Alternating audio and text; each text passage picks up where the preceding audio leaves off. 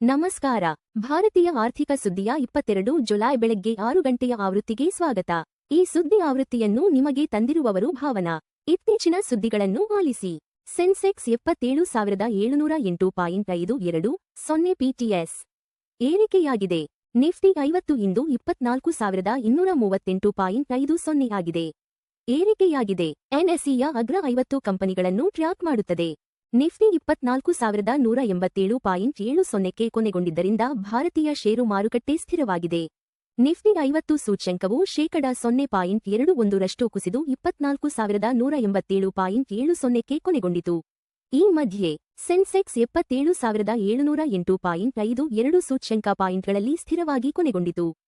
ಜಾಗತಿಕ ಭೌಗೋಳಿಕ ರಾಜಕೀಯ ಉದ್ವಿಗ್ನತೆಯ ನಡುವೆ ಚಿನ್ನ ಮತ್ತು ಬೆಳ್ಳಿ ಬೆಲೆ ಏರಿಕೆ. ಚಿನ್ನದ ಬೆಲೆಯು ಪ್ರತಿ ಟ್ರಾಯ್ ಔನ್ಸ್ಗೆ ಶೇಕಡಾ 1.87ರಷ್ಟು ಹೆಚ್ಚಳವಾಗಿ $4,085 ಮತ್ತು 20 ಸೆಂಟ್ಗೆ ಕೊನೆಗೊಂಡಿತು. ಬೆಳ್ಳಿಯ ಬೆಲೆಯು ಶೇಕಡಾ 3.97ರಷ್ಟು ಏರಿಕೆಯಾಗಿ ಪ್ರತಿ ಟ್ರಾಯ್ ಔನ್ಸ್ಗೆ $59 ಮತ್ತು 6 ಸೆಂಟ್ಗೆ ಕೊನೆಗೊಂಡಿತು. ಮಧ್ಯಪ್ರಾಚ್ಯ ಸಂಘರ್ಷಗಳ ನಡುವೆ ಕಚ್ಚಾ ತೈಲ ಬೆಲೆ ಪ್ರತಿ ಬ್ಯಾರೆಲ್ಗೆ $84 ಮತ್ತು 68 ಸೆಂಟ್ಗೆ ಏರಿಕೆ. ಕಚ್ಚಾ ತೈಲ ಬೆಲೆಯು ಶೇಕಡಾ 1.74ರಷ್ಟು ಏರಿಕೆಯಾಗಿ ಪ್ರತಿ ಬ್ಯಾರೆಲ್ಗೆ $84 ಮತ್ತು 68 ಸೆಂಟ್ಗೆ ಕೊನೆಗೊಂಡಿತು. ಈ ಪ್ರದೇಶದಲ್ಲಿ ಇತ್ತೀಚಿನ ಯುಎಸ್-ಇರಾನ್ ದಾಳಿಗಳು ಮತ್ತು ಹೌತಿ ದಿಗ್ಬಂಧನದ ನಂತರ ಬೆಲೆಗಳು ಹೆಚ್ಚಾದವು. ಮೊದಲ ತ್ರೈಮಾಸಿಕದಲ್ಲಿ ಸನ್ಟೆಕ್ ರಿಯಾಲ್ಟಿ ನಿವ್ವಳ ಲಾಭ ಶೇಕಡಾ 26ರಷ್ಟು ಹೆಚ್ಚಳ. ಮುಂಬೈ ಮೂಲದ ಸನ್ಟೆಕ್ ರಿಯಾಲ್ಟಿ ಹಣಕಾಸು ವರ್ಷ 2027ರ ಮೊದಲ ತ್ರೈಮಾಸಿಕದಲ್ಲಿ ಶೇಕಡಾ 26ರಷ್ಟು ಲಾಭದ ಬೆಳವಣಿಗೆಯನ್ನು ದಾಖಲಿಸಿದೆ. ಬಲವಾದ ಮಾರಾಟ ಮತ್ತು ಸುಧಾರಿತ ಎಬಿಟಡಾ ಇಬಿಐಟಿಡಿಎ ಮಾರ್ಜಿನ್ ಈ ಬೆಳವಣಿಗೆಗೆ ಕಾರಣವಾಗಿದೆ. ಆರ್ಬಿಐ ಸ್ವಾಪ್ ಸೌಲಭ್ಯದಿಂದ ಸುಮಾರು 2 ಲಕ್ಷ ರೂಪಾಯಿ ಕೋಟಿ ವಿದೇಶಿ ವಿನಿಮಯ ಹರಿವು. ಭಾರತೀಯ ರಿಸರ್ವ್ ಬ್ಯಾಂಕ್ನ ರಿಯಾಯಿತಿ ಸ್ವಾಪ್ ಸೌಲಭ್ಯವು ಜೂನ್ನಿಂದ $20.7 ಬಿಲಿಯನ್ ವಿದೇಶಿ ವಿನಿಮಯವನ್ನು ಆಕರ್ಷಿಸಿದೆ. ಈ ಒಳಹರಿವು ಸುಮಾರು 2 ಲಕ್ಷ ರೂಪಾಯಿ ಕೋಟಿಯಷ್ಟಾಗಿದ್ದು, ಭಾರತದ ವಿದೇಶಿ ವಿನಿಮಯ ಮೀಸಲು ಹೆಚ್ಚಿಸಿದೆ.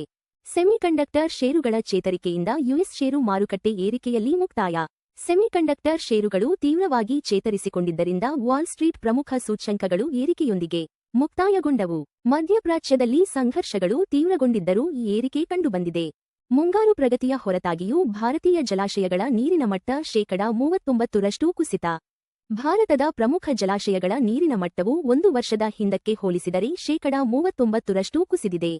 ಈ ಋತುವಿನ ಮುಂಗಾರು ಮಳೆಯ ಅಸಮರ್ಪಕ ಹಂಚಿಕೆಯೇ ಈ ಕುಸಿತಕ್ಕೆ ಕಾರಣವಾಗಿದೆ. ಹೈದರಾಬಾದ್ನಲ್ಲಿ 282.85 ಕೋಟಿ ರೂಪಾಯಿ ಮೌಲ್ಯದ ಗುತ್ತಿಗೆಗೆ ಸಹಿ ಹಾಕಿದ ಕೆಫಿನ್ ಟೆಕ್ನಾಲಜೀಸ್ ರಿಜಿಸ್ಟ್ರಾರ್ ಮತ್ತು ವರ್ಗಾವಣೆ ಏಜೆಂಟ್ ಕೆಫಿನ್ ಟೆಕ್ನಾಲಜೀಸ್ ಹೈದರಾಬಾದ್ನ ಕೋಕಾಪೇಟ್ನಲ್ಲಿ 2.4 ಲಕ್ಷ ಚದರ ಅಡಿ ಕಚೇರಿ ಸ್ಥಳವನ್ನು ಗುತ್ತಿಗೆಗೆ ಪಡೆದಿದೆ. ಈ ಗುತ್ತಿಗೆ ಒಪ್ಪಂದದ ಮೌಲ್ಯ $282 ಮತ್ತು 85 ಪೈಸಾ ಕೋಟಿಯಾಗಿದೆ. ಎಫ್ಡಿ ಬಡ್ಡಿದರಗಳು ₹3 ಕೋಟಿಗಿಂತ ಕಡಿಮೆ. Kotak Mahindra bank 7.30%, bank of Baroda 7.15%, Punjab national bank 7.10%, HDFC bank 6.60%. ಚಿನ್ನ $4,085 ಮತ್ತು 20 ಸೆಂಟ್ 1.87% ಪ್ರತಿ ಟ್ರಾಯ್ ಔನ್ಸ್ಗೆ. ಅಂದಾಜು ಸಮ $1,26,381 ಪ್ರತಿ 10 ಗ್ರಾಂಗೆ. ಚಿನ್ನದ ಬೆಲೆ 1.87% ಏರಿಕೆಯಾಗಿದೆ. ಹಿಂದಿನ ಮುಕ್ತಾಯ $4,010 ಮತ್ತು 30 ಸೆಂಟ್ರಿಂದ. ಚಿನ್ನದ ಬೆಲೆಗಳು ಜಾಗತಿಕ ಬೇಡಿಕೆ, ಡಾಲರ್ ಬಲ ಮತ್ತು ಹಣದುಬ್ಬರ ನಿರೀಕ್ಷೆಗಳನ್ನು ಪ್ರತಿಬಿಂಬಿಸುತ್ತವೆ. ಬೆಳ್ಳಿ $59 ಮತ್ತು 6 ಸೆಂಟ್ 3.97% ಪ್ರತಿ ಟ್ರಾಯ್ ಔನ್ಸ್ಗೆ. ಅಂದಾಜು ಸಮ $1,827 ಪ್ರತಿ 10 ಗ್ರಾಂಗೆ. ಬೆಳ್ಳಿ ಬೆಲೆ 3.97% ಏರಿಕೆಯಾಗಿದೆ. ಹಿಂದಿನ ಮುಕ್ತಾಯ $56 ಮತ್ತು 80 ಸೆಂಟ್ರಿಂದ. ಬೆಳ್ಳಿ ಬೆಲೆಗಳು ಕೈಗಾರಿಕಾ ಬೇಡಿಕೆ, ಸೌರಶಕ್ತಿ ಮತ್ತು ಕೇಂದ್ರ ಬ್ಯಾಂಕ್ ನೀತಿಗಳೊಂದಿಗೆ ಸಂಬಂಧ ಹೊಂದಿವೆ. ಡಬ್ಲ್ಯೂಟಿಐ ಕಚ್ಚಾ ತೈಲ $84 ಮತ್ತು 68 ಸೆಂಟ್ 1.74% ಪ್ರತಿ ಬ್ಯಾರೆಲ್ಗೆ ವಹಿವಾಟು ನಡೆಸುತ್ತಿದೆ. ತೈಲ ಬೆಲೆ 1.74% ಏರಿಕೆಯಾಗಿದೆ. ಹಿಂದಿನ ಮುಕ್ತಾಯ $83 ಮತ್ತು 23 ಸೆಂಟ್ರಿಂದ. ಕಚ್ಚಾ ತೈಲ ಬೆಲೆಗಳು ಭಾರತದ ಇಂಧನ ವೆಚ್ಚ ಮತ್ತು ಹಣದುಬ್ಬರವನ್ನು ಗಣನೀಯವಾಗಿ ಪ್ರಭಾವಿಸುತ್ತವೆ. ಯುಎಸ್ $96 ಮತ್ತು 22 ಸೆಂಟ್ 0.27%ಗೆ ಭಾರತೀಯ ರೂಪಾಯಿ ವಿರುದ್ಧ ವ್ಯಾಪಾರವಾಗುತ್ತಿದೆ. ರೂಪಾಯಿ 0.27% ಬಲಗೊಂಡಿದೆ.